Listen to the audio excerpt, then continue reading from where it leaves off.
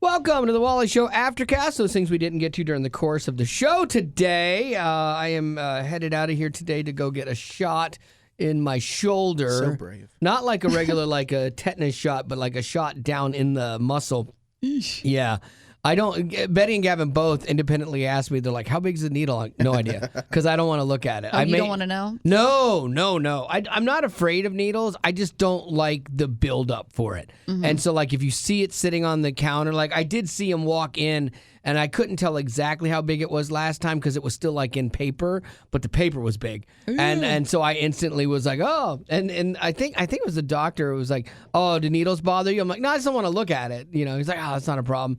And it was That's normal. I feel like that's a very human response. Like when I go give blood, I don't look at her like jab me. No, like when I have to, I can't. They won't take my blood. I was gonna say. Yeah, my blood's no good to them. The blood bank, they're like, we don't want your blood. It's got too much sugar in it. Hummingbirds Get away from us, killed. peasant. Yeah, no, because I'm missing that enzyme, and so they won't take it. But when I have to give blood, when they put the tube in there, like I don't mind. I don't want to see the needle go in. I can look at the needle sitting in my arm, and I'm fine. But when the blood starts pouring out of it, I'm like, I don't look at it. I don't want to know. I don't want to know. One lady was great. I went in. She was brand new there, and she gave me the shot. I said, look, I'm really not that nervous. I don't like the sight of blood a whole lot, but I'm pretty good usually. Mm-hmm. And so she jabs me with it and puts it in and puts the thing and starts bleeding. And I just go like this. I go, oh gosh. This is worse than I thought, and I slumped down in my chair and pretended to pass out. That's so wrong. And she freaked out because she was like really new to being a nurse. It was so great. Listen, the last time I gave blood, I passed out. You passed out? Mm-hmm. Well, you don't have much in you. I was fine, and then I woke up and I was on the ground. No way! So you stood up and went down? No, I made it to my cookie and my juice. Okay. And I remember sitting there with the cookie and the juice, and then the juice got all over me because I you spilled it on you. Oh yeah, it was a sight to behold. I haven't understood this because like Greg, my buddy, he has this thing where he's been passing out lately. He passed out at a yoga class. He passed out somewhere else. He passed out after a big bike ride one time. The last one, he passed out in his pantry and cracked his face. He didn't get his hands down, nothing, just bow, and he has a big scar on his forehead now. And I don't understand this because I get that feeling like I'm going to pass out at different times, but I know it's coming. And so I'm like, I feel it, and I'm like, okay, and I get like crouched down, or I go ahead and help myself not fall. Which makes me think that his might be blood sugar related if it's that quick. I think blood sugar, when it drops. Yeah, I'm not sure. They're doing a heart thing on him and stuff too. But scary. It's like, but I feel it coming, and that's when I kind of all crouch down, or I'm aware enough to go, I don't want to hit my face on anything. And you guys are going on a trip here. Yeah, we're going bike riding. Mountain biking. Where, like, what if Greg goes down? We've already had this discussion. Oh, really? Yeah, I'm like, dude, I'm leaving you. Like, I'll tell your family that you love them, but I'm not carrying you out of here. I can't. You're too big. And if there's mouth-to-mouth involved, you're a dead man. Okay, let's go back to the shoulder injury. Yes. So let's say that you go in today and they say, well, Mr. Wally, you're going to have to get shoulder surgery. Yeah. And you will be down for about 6 weeks. Maybe more. You won't be able to lift anything above 2 centimeters. Who knows? Yeah, I don't even know. And then you've got to, how would you do your job? Do you think you could? I can, yeah. Because fortunately, like, because like the problem is they put you like in this sling thing, and so that would be a problem. But yeah, I would have to we can reconfigure the board for our profile with faders, so I could put all 3 of our faders here that I could slide them with one hand. Editing phone calls would be tough, though. That would be tough. Let me see. I'd have to go over here and I'd have to raise this up and have my fingers over here so my arm was still situated. I could do it. I could do it. I just take it out of the sling. In the sense that, like, oh my gosh, you just take the pain. Wow, spend so much money doing that reconstructive surgery, whatever you want to call it, and then you're over there taking your arm. Because I got to work. I can't take 6 weeks off. He can't take 6 weeks off. We can figure something else out. Maybe we like run on phone calls though. We need, and neither of us can edit on Vox. Well, you used to edit phone calls more often. Yeah. Well, anyways, I'm super fast though. Besides your work. like, what about your personal life with having to have an arm and a sling? Yeah. Can You have still to race figure cars? about, like, can you race your cars? Can you do woodworking? No. Can you bike? No, Can couldn't do anything. you I can't foil? foil. No, I couldn't do any of that stuff. Like, it would drive me nuts. That's why I'm trying not to have the surgery. Yeah, that's why the shot is the quote unquote. If you can, if it's a good enough Band-Aid for a healthy amount of time. Here's the problem. I'm gonna get the shot today. I hope so. And then Is that not guaranteed? I'm guessing. I told him that's what I wanted. Okay. Like, I don't know if there's a rule. I had it too soon, or if they're like, well, you're just masking the problem. So my hope is to get it just to take the pain out, because I hate the pain. I'm in pain like every day. And so my hope is that. My fear is that because last time he looked at it and was like, yeah, the shoulder's good, like the joint is good.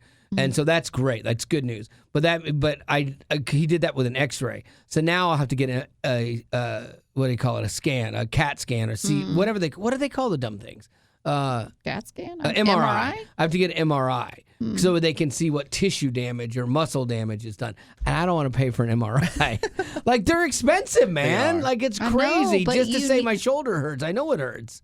Yeah, but Feel it. Just poke it like you do a hamburger when you're cooking they have it. to. Oh my gosh! To fix it though, they have to know what they're working with. I know, but I think he could just feel it and know. He's really good. That's great. You went to doctor school. A guy that's in a van and tell him just feel around and figure out. figure it Then out. he can punch you in the shoulder and we'll tell you see what's what happens going on. there. Oh, I would. What would happen if I would drop. Like, you could hit me in the shoulder. Like, you could hit me that hard, and I would drop if you hit me right on it. Michael Tate hugged me the other day, and anyone that's taller than me, for whatever reason, which is almost everybody, for whatever reason, when they're really tall, like Michael Tate or Zach Williams, when they hug me, there's something like how they push down on their arm, and it just hits me just wrong. And like we were at a funeral, and he's like, "Man, I know it's emotional. I know that's why I feel you crying. I'm just gonna hug you out. I'm gonna squeeze you tighter." I'm like, "No, you're killing me, Tate." Michael.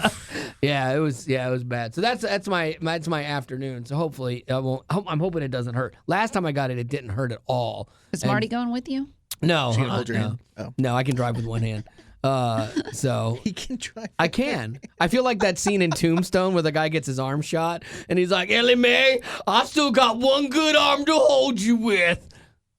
Yeah, good stuff. Love that movie. I didn't even get that one. Yeah, because he got shot in the I almost arm. see like you seeing this as a challenge, if anything. Like someone would say, "Okay, your legs are blown off, Yes. and so are you have one working arm. Right. That's it." Like, I can do my job. Yeah, how do you function? Yeah, I can do it. Don't you worry about it. Yeah, he's the guy who has no arms and legs but Look. wants to climb Mount Everest. There was a guy, that worked in radio, and he had, let's say, let himself go. He had become Big boy. 600-pound life kind of guy, okay. almost shut in kind of thing. Wow. Like, when he was at the board, hard his to move. stomach would not let him be. Like, it was probably 2.5 feet away, and then you have a little bit of shelving space before the board. Like, from where I'm sitting now, I'm about 2 feet from the shelf, and then the board is there. I can't reach any of the faders. He worked for ESPN out in L.A. when I was there. So to do his job, they gave him sticks with little extensions to them, so he could just use the sticks and put them on the faders and move the faders up and down with sticks. I'm not making this up. And he didn't think maybe I need to make a life change Yeah. or Or get maybe they were like, bypass can we just or... let this guy go? Yeah, I know. Well, the He sticks must have been really good. Sticks was easier. Like, Wow. I get it though. Was he 'cause really that good? I don't know. I never really heard him on the air. I just knew of him because we worked for the same company, and I had some friends of mine talk about it. Dang. So yeah, That's but tough. anyway, yeah.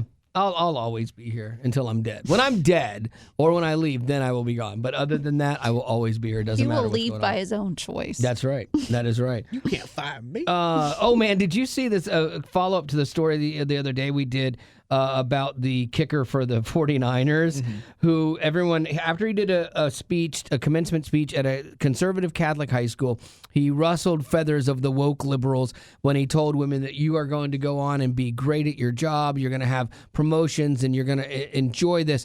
But I venture to say that your greatest achievement in your heart, the thing that's going to make you the most happy is, your spouse and your kids, and that's where your true fulfillment comes from. And I mean, people, of course, feminists and everything, no, that doesn't define us as women.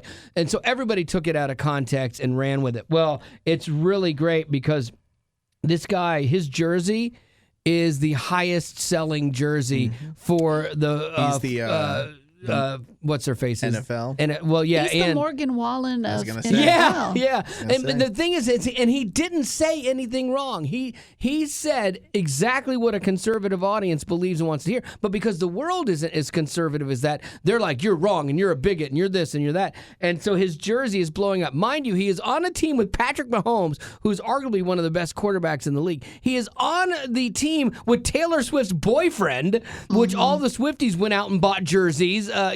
And he is outselling all of them, it's so great. This is what I love is cancel culture.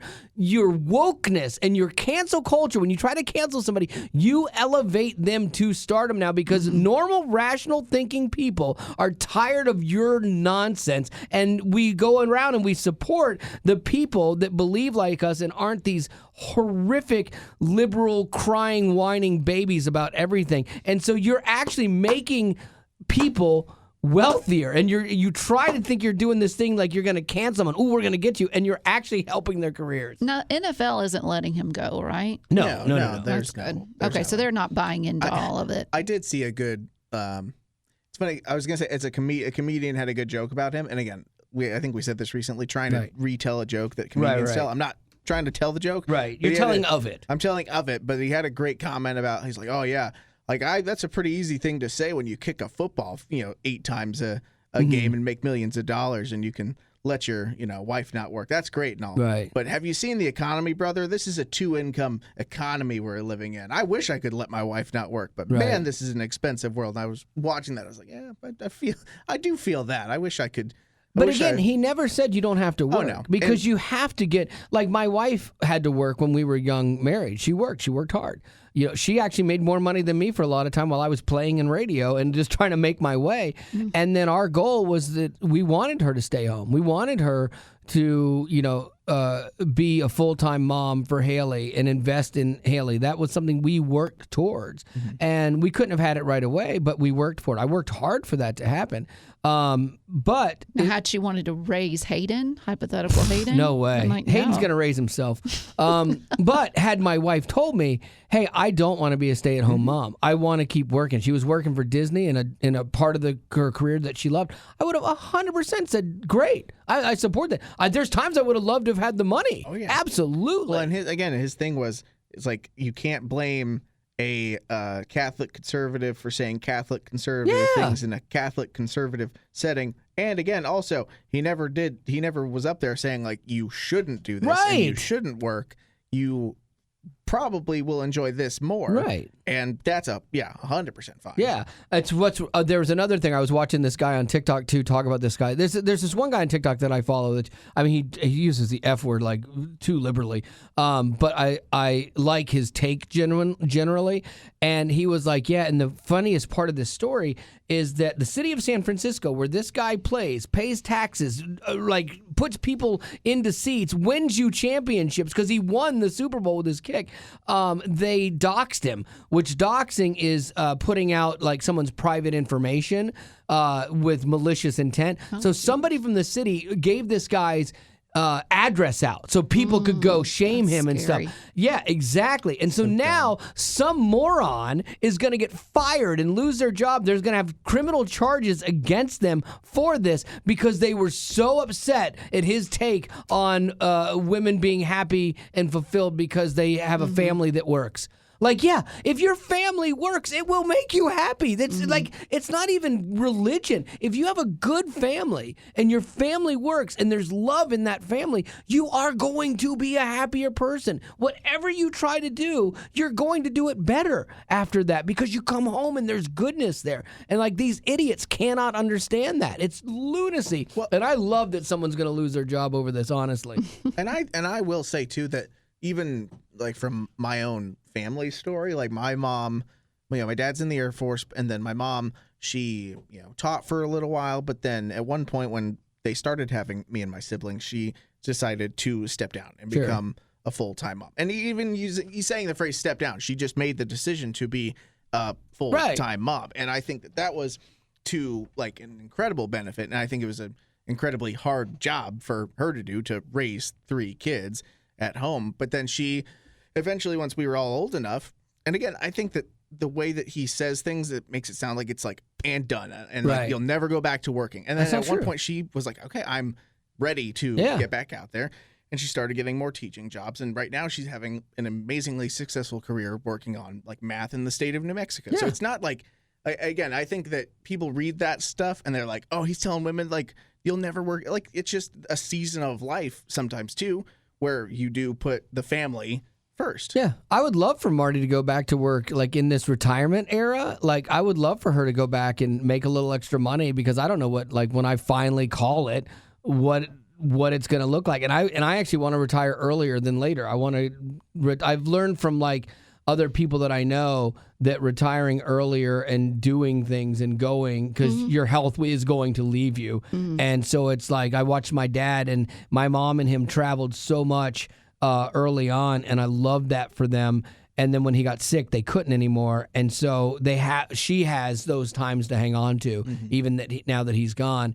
And so it's like, yeah, I would rather make less money every month, but like travel and enjoy that time. So Marty offsetting some of the cost of living would be fantastic. I would have zero problem with that. Have you ever had, like, say in the recent couple of years, have you ever had, or has she ever expressed any level of interest in taking something on? Because I know at one point she was still sort of helping with travel related stuff. Yeah, she still does that. Like she does that on the side, like herself, and she's really good at it. But like she's talked about that before. She's like, I could go back to work. I'm like, okay, great. And she's like, but I mean, how much am I going to really make when I'm working like part time? And she's like, then when we want to travel, or then trying to get time off to travel with you and your schedule. And she's like, I like being there to help you and do things that you need me to do too. Totally so fair. I'm like, yeah, I mean, unless you were going to go back and you're either going to start something yourself and build a business, because I've told her, I'll help you with that. I'll help you with anything you want if you find the thing that you're passionate about. Or if you go back, you want to go back to make something that's going to make enough money to make a difference versus working 3 days a week. Unless you just want to for fun and it fulfills you and you have a different thing and different people to meet, great. I have zero problem with that. Because there is a social element to getting to work. Yeah, I've never stopped her from ever working. If she wanted to, I want her to be a fulfilled person. Like, because then selfishly she's better for me. If she's happy, she's better for the family, And so I've never stood in the way. At the end of the day too, again, he was the way that his language was always, this could be the thing that fulfills you. I think he wasn't saying this is the only thing. Yeah, exactly. Like whatever does fulfill you is what's important to pursue per se. But I think that I do really commend, especially like people who do like take on the full time. I wish everybody could do it. I wish everybody could do it. It's just not. It's not the way that life works, because there's a cost to it, and it's expensive. You lose income. Lady Rock, what do you got? All right, so Gavin started talking about this in his news about those outdated pieces of advice that we get, and so I thought I'd bring up a couple more that we have. I thought I was going to really bristle at this with some of the ones that he did. I'm like, this is going to be garbage and people being oversensitive and stuff. But really, when the justification for it came, the 3 that he picked, I was like, oh, I kind of understand that. So I hope that's the case with the ones you have. Yeah, we'll see. Well, first one is, when there's a bully, just ignore them. And some would say, well, most bullies won't stop just because you ignore them. Sometimes the situation needs to be addressed. Yeah, that's a tough one. I feel bad for kids because they always say, if you ignore them, it'll go away. Or if you standing up to a bully always or like isn't always the best advice either, unless you're ready to take a beat down, because sometimes you make that stand, but you pay the price. So yeah, unfortunately, it's weird. I think What'd you tell your daughter? I'd tell Hayden to take his chances and stand up to the bully just to see what would happen. Hayden, you'd be like, yeah, you probably deserved it. I'd say challenge him, Hayden. You know what? I would join the bully team. Yeah, you would. What about your daughter, Haley? What did you tell her when she was little? She had one situation with a girl, and this girl was just, boy, howdy. I cannot even begin to tell you how mad I was. And I knew this girl's parents, and I liked her dad. I thought her dad was a great dude. And so I never went and talked to him. I probably could have, but then I remember Haley being on the phone with her, and Haley had it on speakerphone. And what this girl said to her just infuriated me. But I had told her, I said, you have to call her on this. You can't just let it go, because letting it go isn't changing anything. I think you have to look at the situation, and I think you can take that path of least resistance and be like, whatever, I don't care what you say. But then sometimes it persists and it keeps going, and they don't stop. And at some point in time, you do have to stand your own ground, stand up for it. And then if that doesn't work, then you have to have parents or teachers or whatever get involved. Or you just put the bully on some other kid. Like, that's your best bet, is like find somebody weaker than you that's an easier target and get them to focus on them. Look at that guy over there, that guy Gavin. Yeah, exactly. He's got a pillow that he's got to sit on. He's got red hair. Come on, am I right? That kid? Come on. And then you just turn on somebody else. Look at him whip out his donut. Little tailbone surgery boy. Oh. Another one. Don't be afraid to do what you love, and the money will follow. Oh, yeah, I've actually given that advice. This can be true, but it also could get you in a lot of trouble. Look at Hayden, hypothetical Hayden. Yeah. You know, his love is hermit crabs, and he followed it, and now his dad has disowned him. So. Well, that is true. I gave my daughter that advice, too. I'm like, do what you love, and the money will follow. But if the money doesn't follow and you're doing what you love, it's okay. Like, you're going to still be happy if because you're doing what you love. Daddy will be there for you. Daddy will always be here for rent. you, Angel. Always here for you, whatever you need. The money didn't follow, Daddy. I don't know what to do. You know what? You're wrong, honey, because my wallet is here and I'm following you. So, yes, the money follows, That's what they sweet meant. Angel. That's what they meant. No, but I do think that, like, would I like her to be financially successful? Absolutely. Like, it does make other things in your life easier. So I hope that if she and Spencer end up getting married, that he's a hard worker. I hope that he works really hard and it pays off, and that they both have careers that pay them well.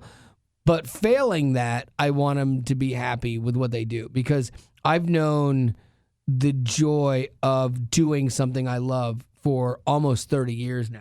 And so it does make a difference. And I've had really good years where I made a bunch of money, and I've had years where I almost had to pay, in essence, to work here. I had to cash out stock to stay working here because I was making nothing and I was going broke. But it was worth it. I'm so glad I stuck it out.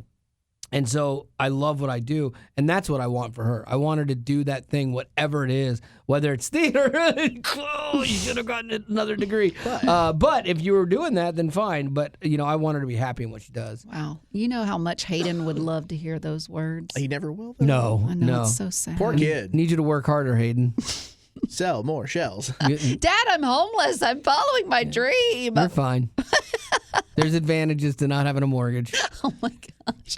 And then Haley's like, Daddy, I can't pay my rent. Oh, sweetheart, let's just get you another bigger place.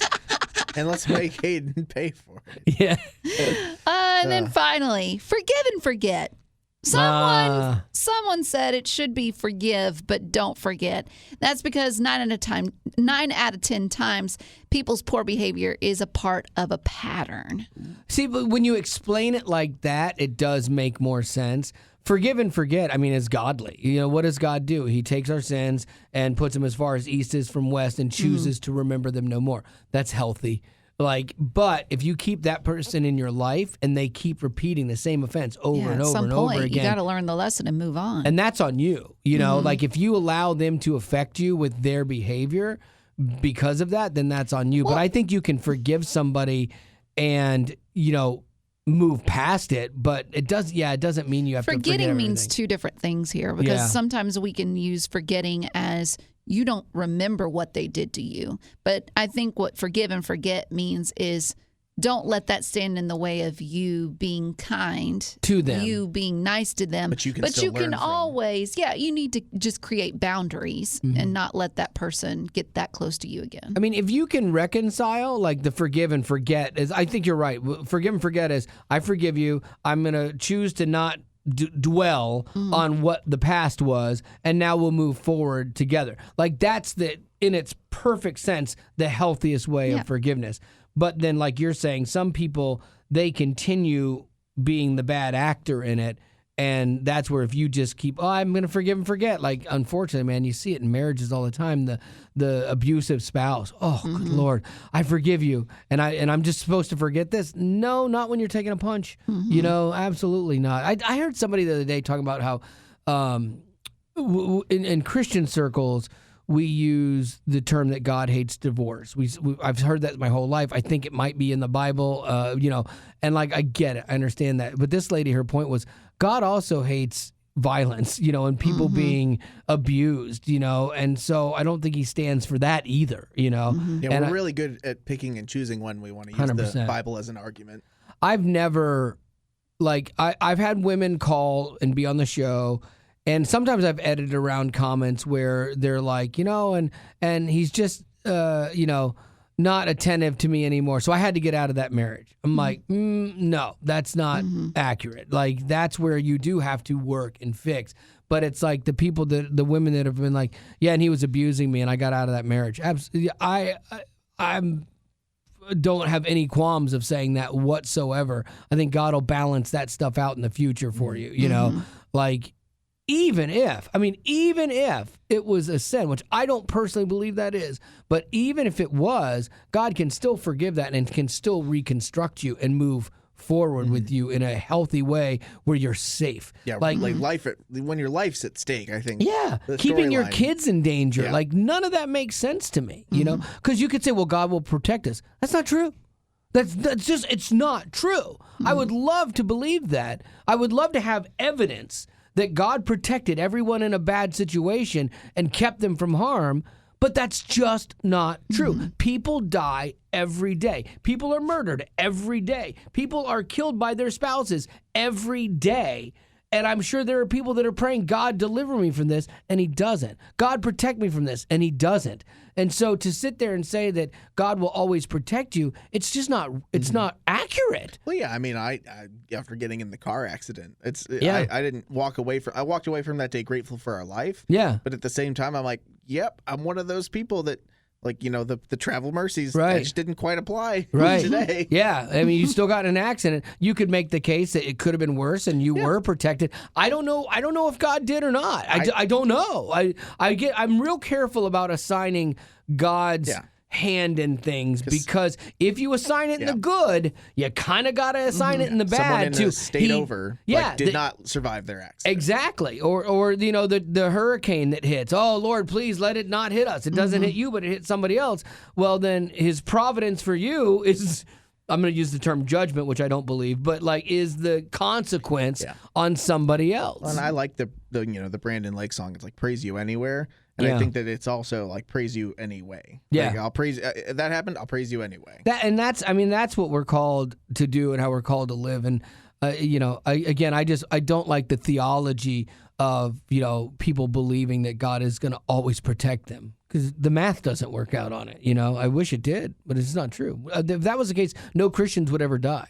But it's our version of protection. Our version of protection is very different. I was thinking the other day of a scenario of somebody that I had heard about, and they had passed away, and you could think, oh, this was horrible for them, but then if this was not a good person, them passing away was actually protection for the people in their lives because of the bad things that they were doing, you know? And you're like, that's a real weird way to look at it, but it doesn't look like a great story.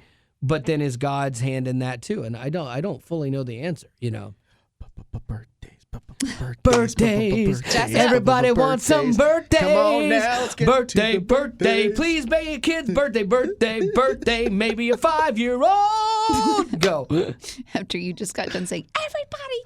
I know. I know if God protects us from this. I don't. Like, no, it's real. I think it's a healthy Happy birthday. We hope you see another.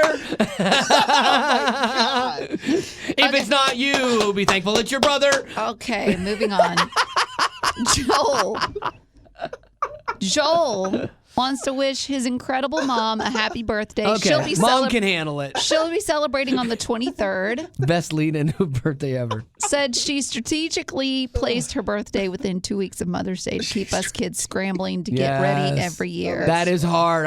Smart woman. I have a birthday for my wife and Valentine's Day right on the heels of it. Unfortunately, we've learned how to deal with that, which is great. How to deal with it. That's what every woman wants to hear. Well, no, she's great about it. She's like, don't get me anything for Valentine's Day. Let's just go out and have dinner. She doesn't mean it. No, she does. That one she means. I still get her something, a little something, but yeah. See, you don't know if she means it or not. Just to be safe. Oh my gosh. Caleb wants to wish Lynn a happy birthday, who will also be celebrating a birthday on the 23rd. Nice. Said she's a selfless, hard worker, makes the best apple crisp on the planet, and is a big fan of all baking shows filmed in the United Kingdom. Let me ask you that. Oh, I love the Great British Baking Show. Let me ask you this, Rock. If somebody were to say, okay, this is my friend Betty.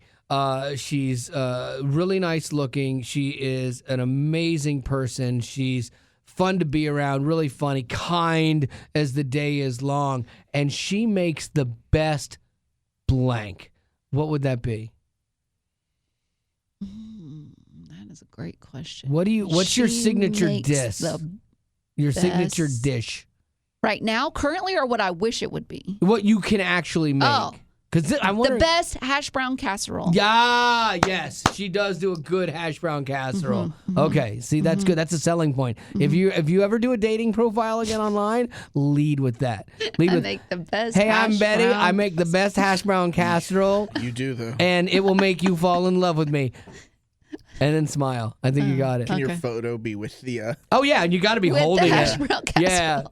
Yeah, that's hilarious. Without mittens, so it's burning your hands, and you're like, totally worth it. Okay, that's good. We got a question. Yeah, Bonnie. She said, "This is." Well, I guess it could be for both of us. She said, do you ever make faces while talking to callers that say off-the-wall things? Absolutely.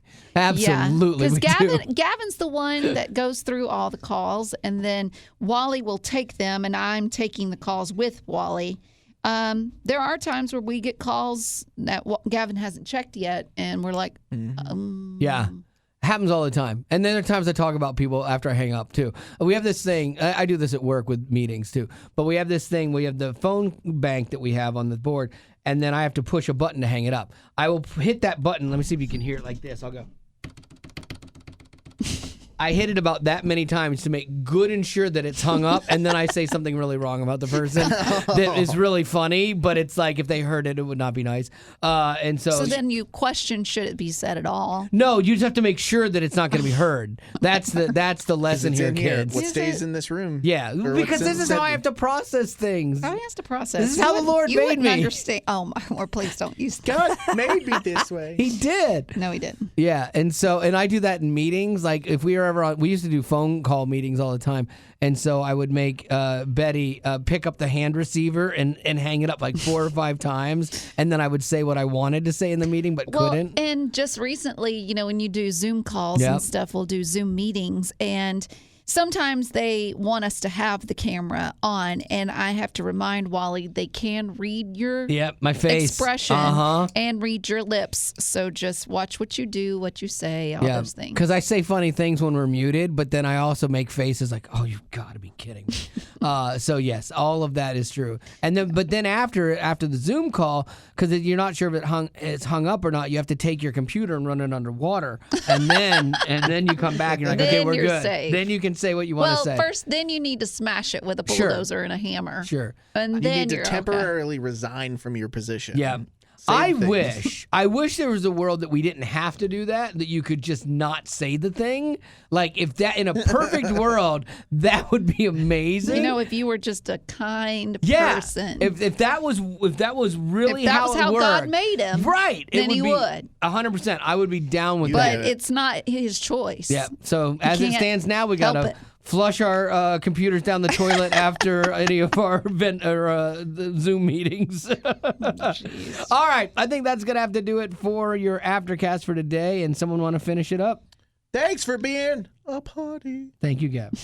Growing up in poverty has never been easy for children, but with the added challenges of the pandemic, conflict, and natural disasters, families around the world are facing an unprecedented food crisis. Unfortunately, those who are already hungry are now even more desperate. But by sponsoring a child through compassion, you can help provide life-sustaining essentials such as food and clean water. And with your compassionate support, that child can not only survive, but also flourish. You can find out how and choose a child to sponsor when you click on the compassion banner at wayfm.com.